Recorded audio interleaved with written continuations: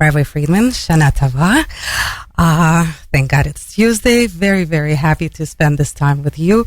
And looking forward to a lot of good insights today. And as much as I wanted to talk about Sukkot and the happy time that we're supposed to be experiencing right now, and the magical time of miracles, unfortunately, I came out of Yom Kippur, turned on my phone, social media, which is not the greatest place to be right now, but still, this is where we get our reality check, and saw so much hatred. Just unbelievable amount of hatred. What surprised me the most, I don't like talking politics with you, but I have to make things understood a little bit better. The new candidate for the Supreme Court judge, which was nominated by President Trump, is getting tremendous amount of hate. Amy Coney Barrett, who is a very upstanding woman who has a big family, a mother, an accomplished lady, never ever anything has been said bad about her. All of a sudden, she's being dragged through the mud. The two African-American children that she has adopted, which is always a good thing, is being looked at negatively. The fact that she has 5 children is being looked negatively. She's anti-abortion. She's anti-everything. And she's just being called anti-American all of a sudden. So now, I'm sorry, I had to put this out there because this is, something that's, I'm sure, is on everybody's mind and people are confused. But what it does bring the conversation to hatred. Why are we having so much hatred right now in the world? How do we deal with it? And of course, most important, how do we combat it? Why?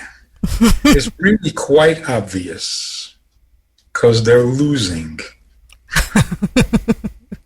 The more hatred they spew, the more desperate they are, because they're losing, and they can't lose. They don't know how to lose. So it's all going to work against them. Hatred will not win. So the more they hate and the more they spew that stuff, the more they're burying themselves. So I wouldn't worry about that. It's ugly. It's hard to listen to. It's hard to believe that this is what we've come to. That our leaders, our spokespeople, those who are supposed to know something, know nothing except hate. So that's pretty painful to have to admit to ourselves that we're so leaderless. But the uglier it gets, the less chance they have of winning. Ugliness is not going to win. It's unfortunately not just them. They call it out in others, putting people against each other. And it's not only now. Unfortunately, it's always has been. Everybody has haters. Everybody. And they didn't always have access, Not every hate got exposed worldwide the way you can do now on the internet. So yes, there were always haters, but they didn't have a platform. Now they have a platform, unfortunately, but it's going to bury them. You never win through hatred. And it's so foolish. Adopting black children is racist. They're just out of their minds. They're losing their marbles. The problem is they don't know that they're out of their minds. And how can people who are out of their minds understand that they're out of their minds? And how can people who are on the right prove it? They don't have to. Those who are out of their minds can stay there if they want to. We're not trying to heal them, but we don't need to be intimidated by them either, because they're not going to win. They know it. That's why they're so panicked. On the other hand, you have to say, whether you like Trump or not, if you hate Trump, you have to hate God. Because it really looks like God is on his side. Everything works in his favor. It's unbelievable. He predicted that he's going to put in 4 Supreme Court judges. Nobody believed it. Well, here's number 3. So I'm glad you said that, because realistically, what this seems to be is not even war between left and right, conservative, liberal. It seems to be fight against God. Because in some way it is, yes. Yep. Because it seems that everything that is being fought right now is actually what is in the Bible, what is in a Torah, in other words, what's supposed to be and not supposed to be, and this is being fought exactly. I mean, realistically, we've been reading it all just yesterday. All of the things that are being against is written. So it really is a war against God. The question is, why is God letting it happen for so long? It's really not very long. Things are changing so rapidly. When we look back at it, we're going to be surprised by how quickly it happened.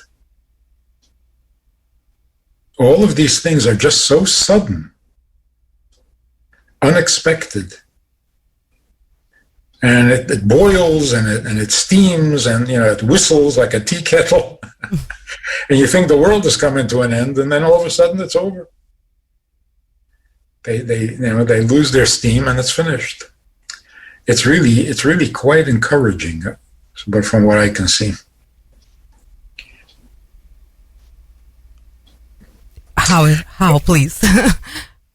The changes are happening so quickly. And all for the good. It's all positive except for the news, except for the noise. I think the phrase "fake news" should be changed to "fake noise." But that's all it is. But where do we get the truth now? If we can't get it from the news, social media is all opinions. What is the source of the truth right now, so we can get a fact check? Just look at the events, not the interpretations.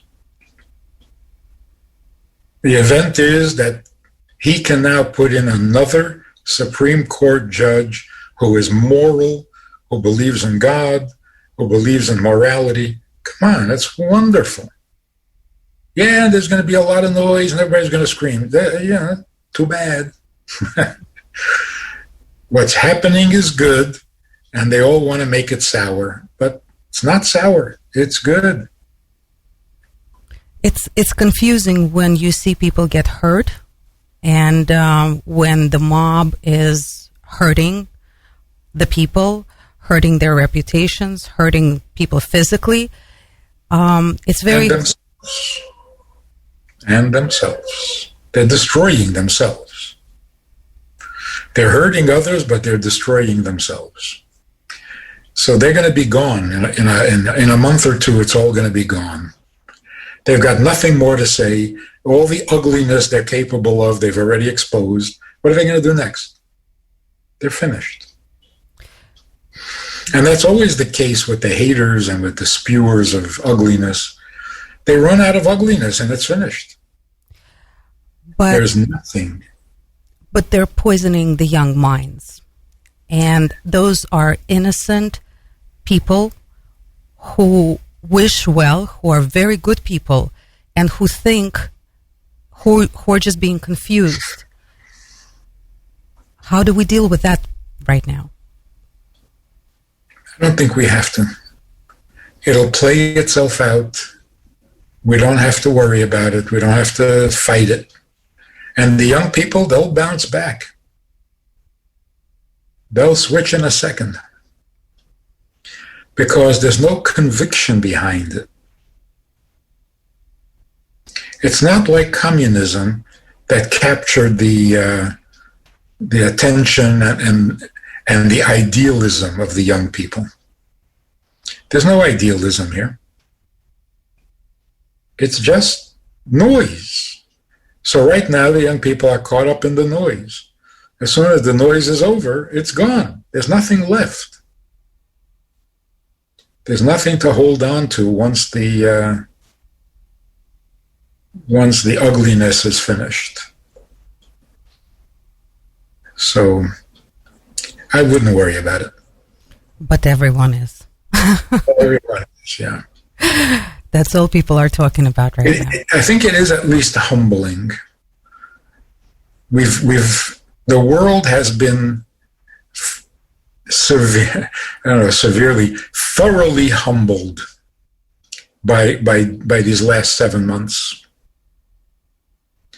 Because we don't know what we're doing. We don't know what's going on. So at least if we can have the decency to admit we don't know what's going on.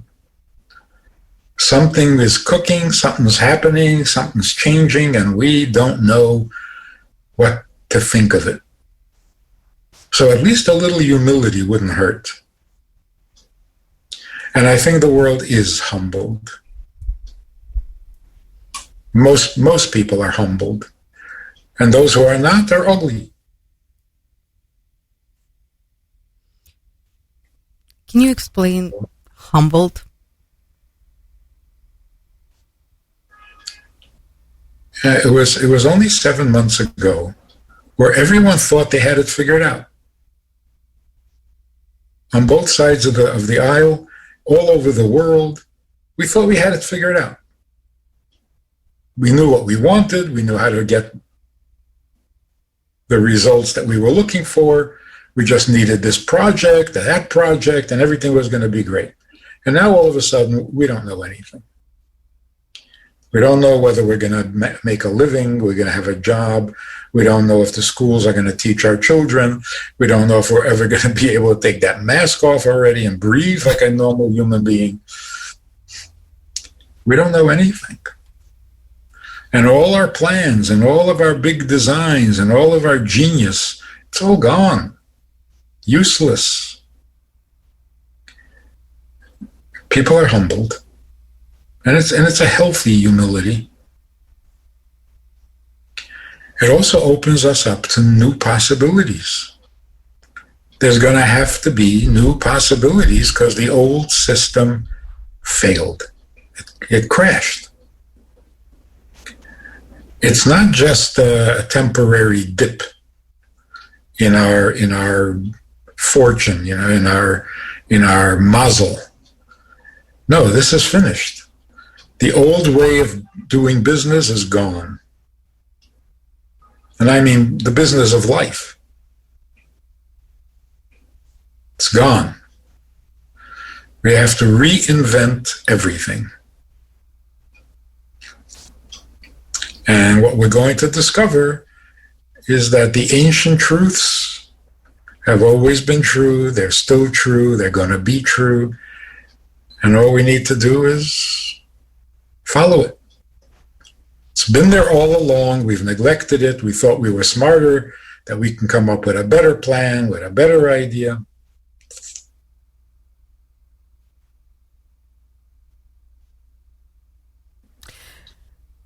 So the miracles are happening. The miracles of Sukkot and whatever we're supposed to be experiencing right now is actually here? Yes. Yes. I think you got to get excited about this coming year. Look, at the end of the prayers on Yom Kippur, there's a little sentence there that says it all. Because for the entire day, the prayers were about our neediness. We need help, and we need to be saved, and we need to be protected, and we need to be forgiven. We need. And we know who to turn to for our needs. That's the first part of Yom Kippur, or maybe 2/3 of Yom Kippur. And then we come to the closing prayers. They call the closing of the gates. There we find an interesting little sentence that says, your people's needs are many because their intelligence is limited.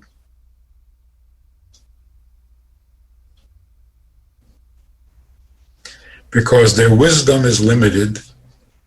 That's why we have many needs. An interesting statement. Yes, it is. What it's telling us is that if we were a little wiser, we would realize that we don't have many needs. And in rabbinic language, anything more than one is many.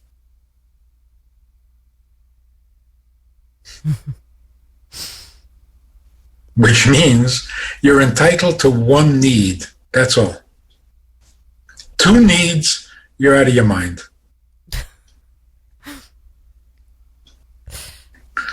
Never appreciated that as much as this year.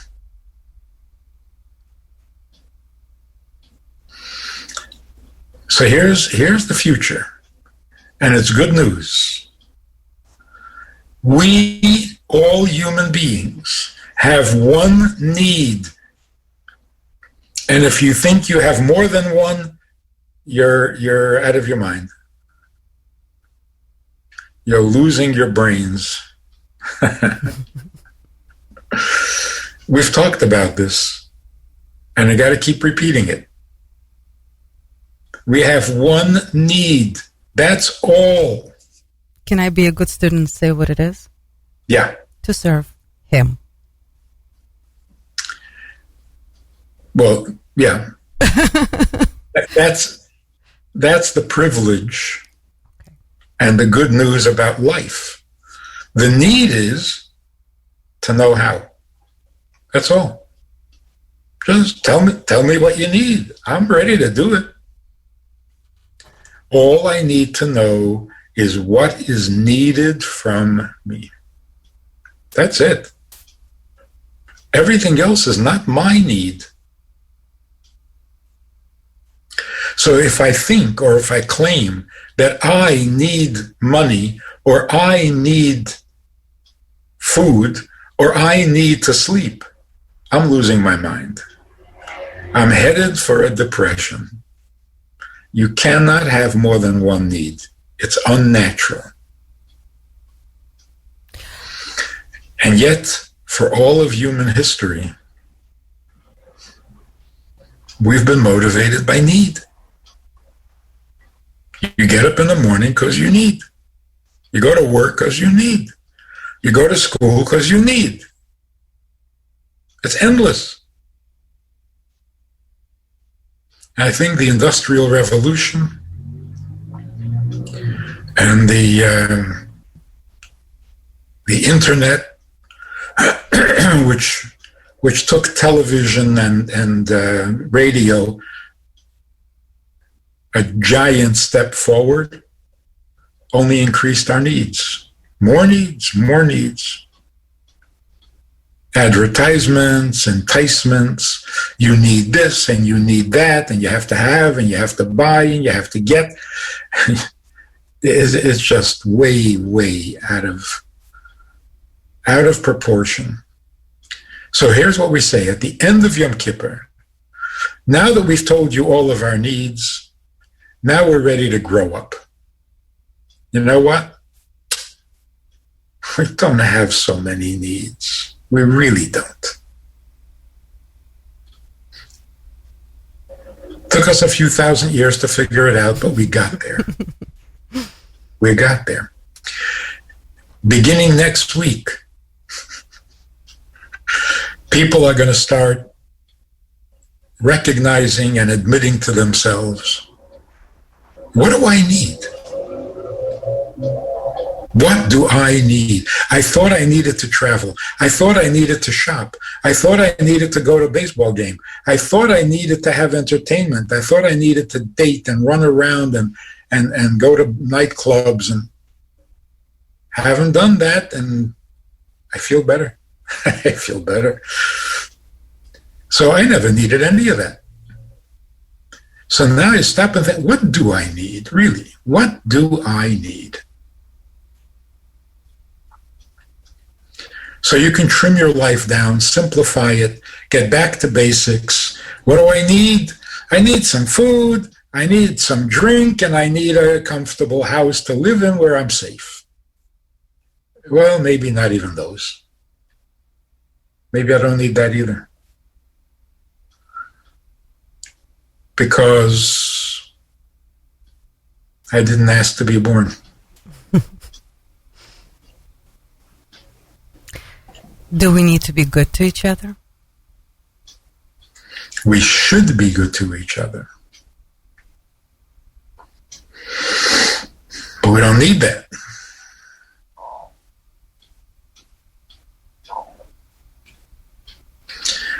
The truth is, we don't even need to be forgiven.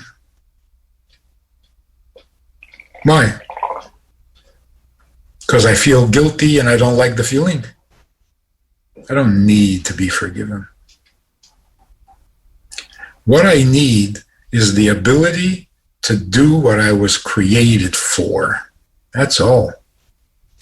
So if being forgiven facilitates that, then yes, good thing. If having a house and a little security so that I don't have to worry about tomorrow, if that helps me serve God with a clear conscience and with peace of mind, then yeah, fine. I can use that. If I'm not hungry or thirsty or tired, I can serve God better. Okay, so I'll eat something, I'll drink something, and I'll buy a house. It's not my need. Even if I do all of those things, I'm not doing it because they're my need. I was created with these handicaps, and I have no choice. So I actually have to swallow my pride and accept the fact that I have to sleep half my life away. Not because I want it. Every time I need to stay up and I want to stay up, I can't. So it's not my need, it's my handicap.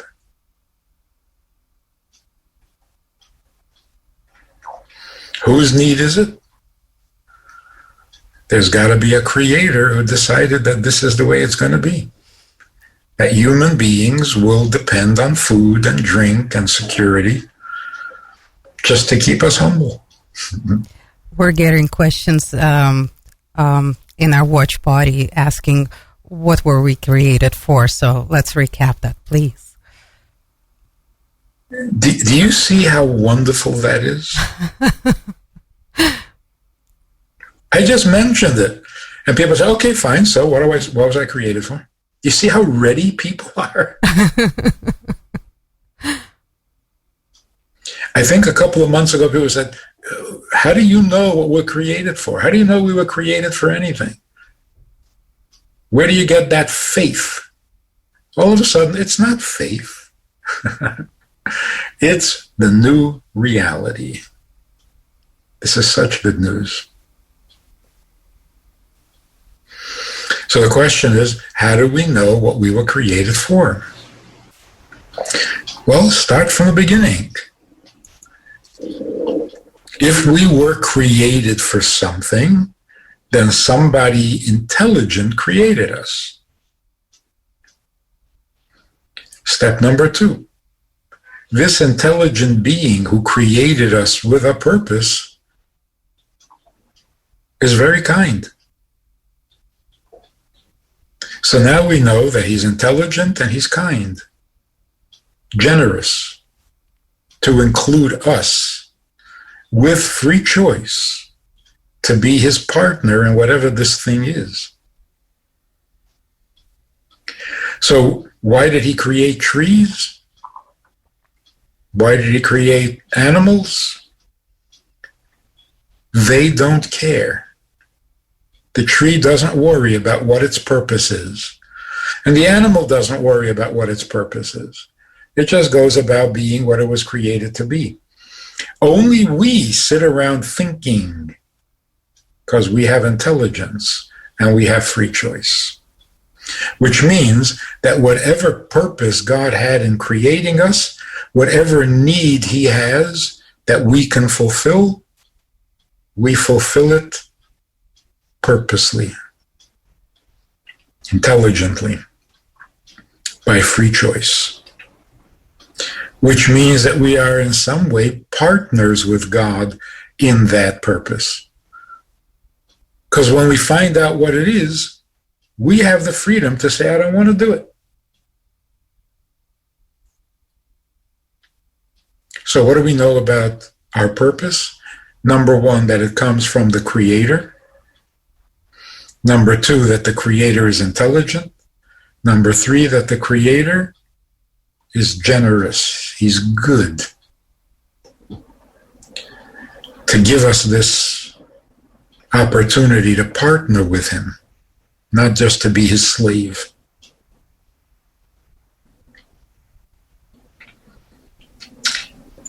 Once we come to that point, then the next logical step is,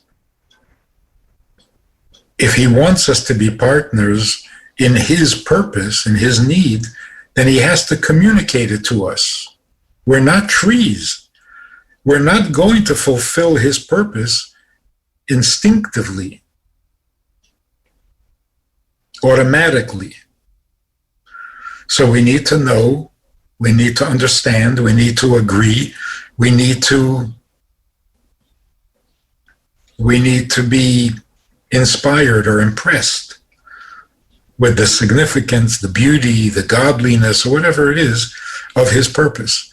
So he must communicate it. He can't create us with free choice and tell us to do the right thing and then not tell us what that is. So he must communicate his intention and his purpose to us somewhere, sometime, somehow. So when you hear God came down to Mount Sinai 3,333 years ago and spoke to an entire nation and told them exactly what it is he needs from us. And then he told that nation to share the information with the rest of the world. So do we know what his purpose is? Yes, we do. Do we know what he needs from us? Yes, we do. How do we know? He told us. It's the only way we could know. So when people say, why do you believe in this event at Sinai with the 10 Commandments and Moses went up the mountain and he came down from, why do you believe all that? Because it has to happen. God had to communicate. Now, if God is going to communicate through one person and whisper into one person's ear, it would take forever for the world to find out about it.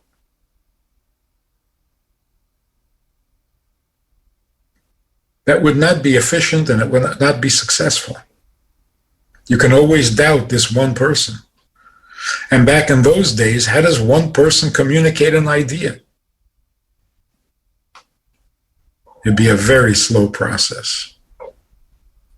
So God took an entire nation, 2 million people, spoke to all of them. They were all present. They all heard it. Now you have 2 million people running around the world with this information.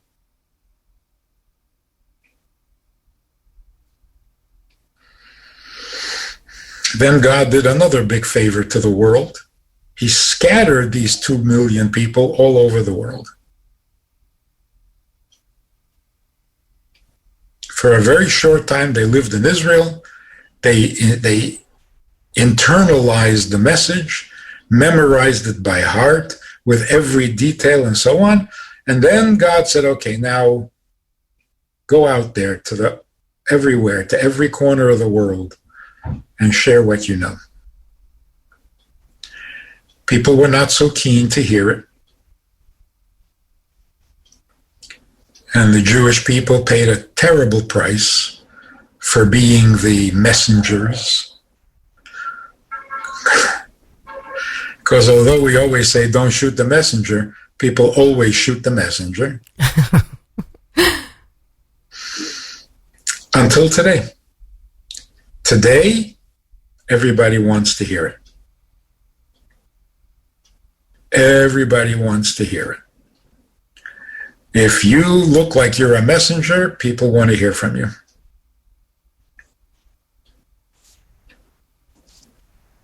So in brief summary, what is it that God wants of us?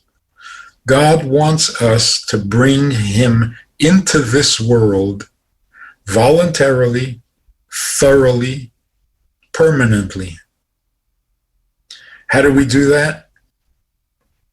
There are commandments or instructions, a user's manual, how to make this world a comfortable place for God. What are some of these instructions? Stop stealing from each other. Stop killing each other. Stop committing adultery on each other. Stop worshiping idols that are corrupting and selfish. Get the world ready for God's message, to do what he needs of his creation. It is so simple, it's almost frightening how simple it is. Somebody created the world. This somebody needs something from the world, and if he gave us intelligence, he means he wants our help. Can you argue with any of that? No, not at all. But I do have a question. Why do we need to go through all of this? Why couldn't we just be perfect to begin with? That is not the purpose. To be good,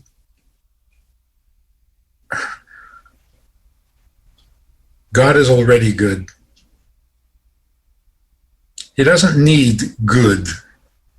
He needs a goodness that transforms the ugly and low world into the highest and godliest of all possible worlds. We are partners, not clones. Partners means we carry half the responsibility for the job to get done. What job? The job of elevating the lowest world in which people die, in which people suffer, in which people cry, in which people hurt. Really low world, where godliness is obscured. It doesn't come readily, it doesn't come effortlessly. So you have to try, you have to use your brains, you have to figure it out. Big task. And we've been at it for 3,000 years. So it's a growth process? It's a huge transformation to literally take darkness and turn it into light. Not replace it with light. That's easy.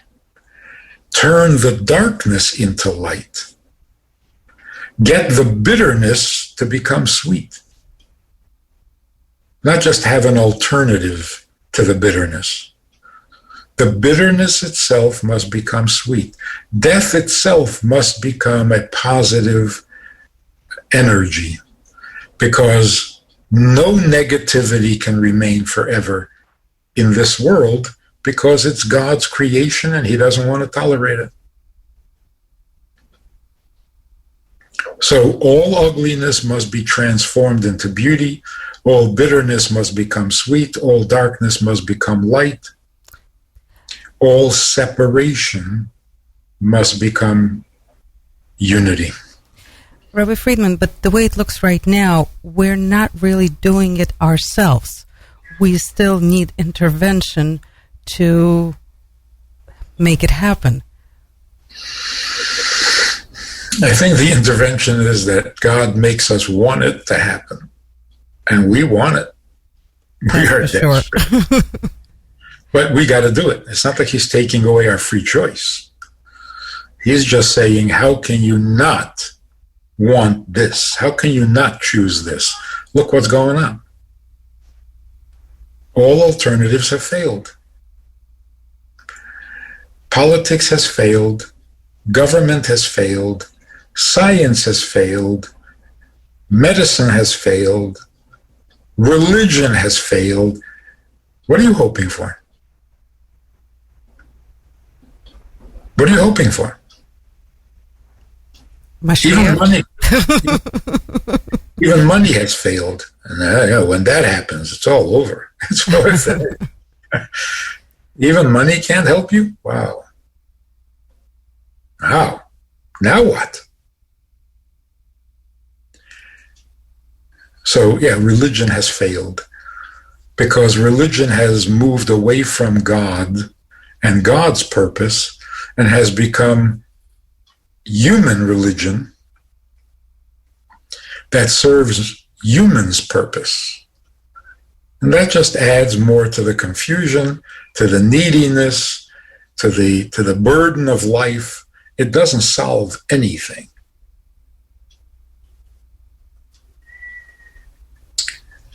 All it promises is that after you die, you'll also have needs.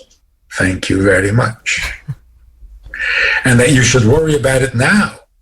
Now, while you're alive here on earth, you should be busy worrying about what you're going to need and what you're going to have when you die.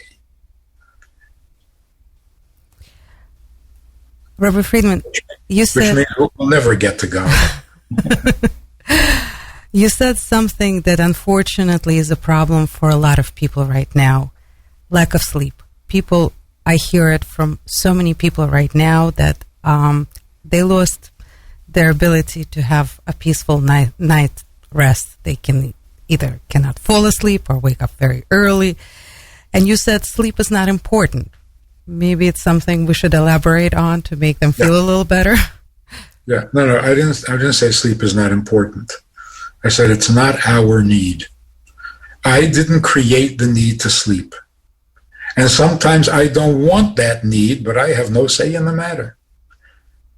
So it's not my invention. It's not my creation.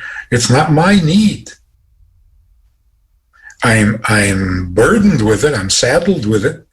I do need to sleep. I don't sleep a couple of nights, I'm going to lose my brains. I'm going to go insane. So I have no choice.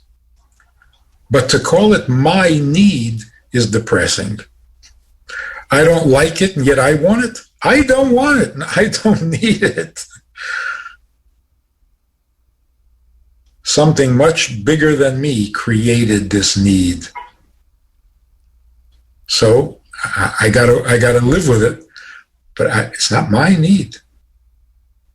I have only one need. Tell me why I'm here, because I can't figure it out.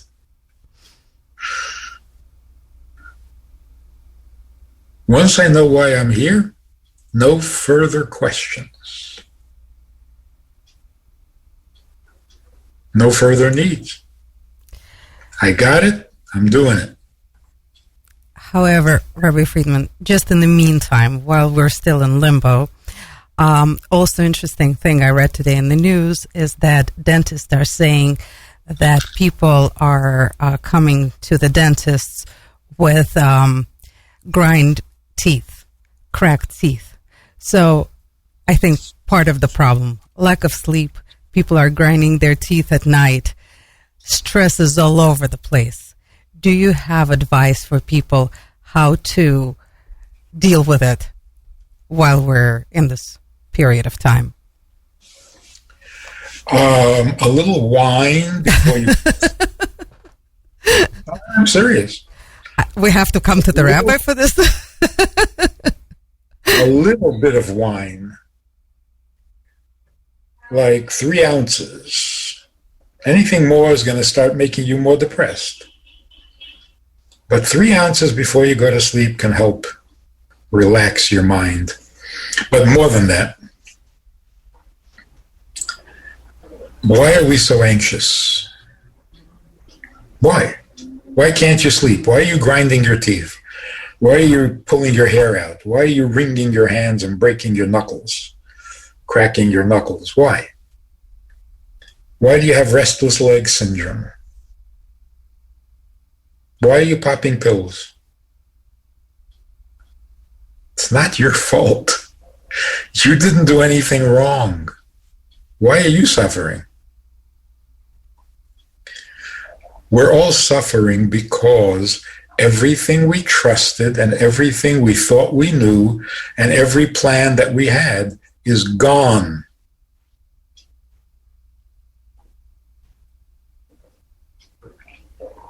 Not for any fault of our own. These things we depended on were not dependable.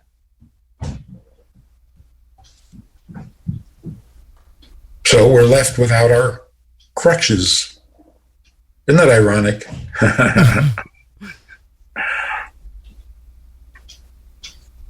Was it Karl Marx who said that religion is the opiate of the masses? The people, yeah. Mm-hmm. In other words, religion was the crutch. Now it turns out everything we once trusted were all crutches. Not just religion. If you trusted the government, that was your crutch. If you trusted science, that was your crutch. If you trusted money. So whatever it is you thought was the foundation of life turned out to be wrong. So now we're without a crutch. So we're anxious. But if you remind yourself that that is the best news in the world, to find out what is true and what is real and what is not. That's the most important, that's the most satisfying discovery in life. It's so good to discover what is real and what is not, what is true and what is not, what is worthy and what is not. This is good news. That's why there were 10 plagues in Egypt. I always wonder, why would God give 10 plagues? The last one was the effective one. Just skip the first 9. Go for the jugular, you know? Why 9 plagues that failed to produce the results? After each of those plagues, Pharaoh said, no, I won't let you go. So that whole drama seems to be unnecessary. Just make Pharaoh die and it's over. Like Stalin died and that was the end of communism. Why 10 plagues? Each of the plagues removed a belief or a trust or a crutch that the Egyptians have been using. The first plague was that the Nile turned into blood, because their biggest crutch was the Nile. There's no rain in Egypt. Everything that grows from the Nile. It overflows, and it, you know, they built these, what are they called? Water channels to carry the water to their fields. And right on time, every season, the Nile overflowed, watered their fields, and so they had what to eat. So they worshiped the Nile. They trusted the Nile. They depended on the Nile. When the Nile became deadly, instead of life-giving, that was their first wake-up call. What is it you're trusting? A river? And so each plague took away another false hope, another false belief, another unworthy crutch that was never really meant to support you.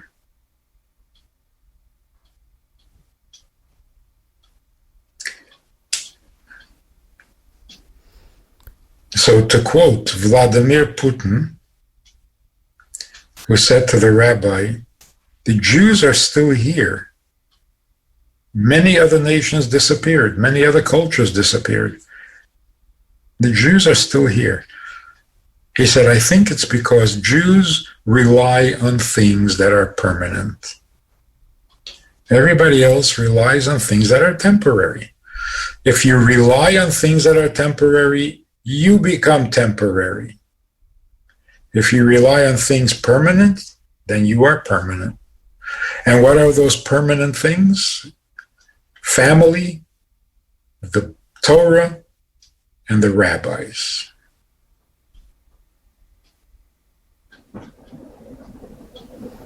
Wow. Thank you very much, Rabbi Manis Friedman.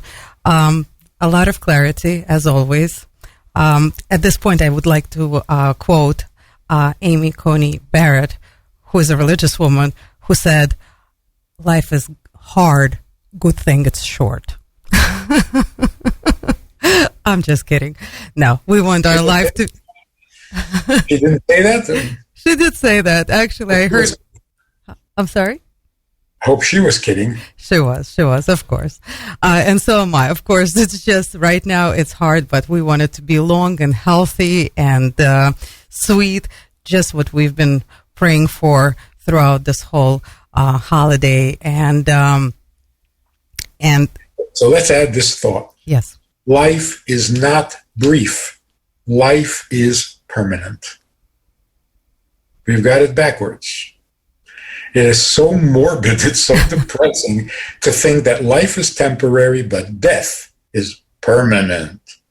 What kind of depressed thinking is that? Life is permanent because whatever you do in your life remains forever. That means that your life goes on forever. Not your body, your life. So even if the body may be temporary, life is not temporary. Every good you do remains forever permanent. Death is temporary. Because who needs it? It's overrated. Nobody. Thank you. And what's it good for? What's it good for? It's good for nothing. So we got to have a much healthier respect. And this is really, to sum up the solution to all our problems, we need to have a much healthier respect for life, much healthier respect for intimacy, a much healthier respect for the Torah, which is the instructions for life coming from God himself, and a much healthier respect for the crucial role that human beings play in God's vast eternal plan. Well, that's it. Put those things into place and we have a very good world. Hopefully that is about to happen real soon. It's happening. Amen. Amen. Thank you so much, Rabbi Friedman. Thank you for another terrific Tuesday. Hopefully we'll take everything with us until the next Tuesday when we meet again here in good health and in good spirits, and hopefully with a lot of good news. Thank you so much. Good news for us and good news for God. Amen. That's what's special about Tuesday, by the way, right? On the Tuesday of creation, when God created Tuesday, he said, let the earth give forth vegetation. And the empty, ugly earth became beautiful because it produced That's true physically and spiritually. The world physically became beautiful because it produced its fruits. Human beings can produce. But also on the spiritual level, the world became beautiful because it started to produce godly fruits. So Tuesday, on the third day of creation, God said, "It is good," twice. Once for the human, once for God. So Tuesday is good for us and good for him. So there's no coincidence that we're meeting on Tuesdays? There is no coincidence ever, anywhere. That word should be erased from the dictionary. Nothing is a coincidence. Thank you. Unless coincidence is coordinated. We'll work on that one. Thank you, Rabbi Friedman. Thank you very much. And stand by for good news. Amen. We will be, I hope. Money back guarantee. We'll hold you to it. Thank you so much.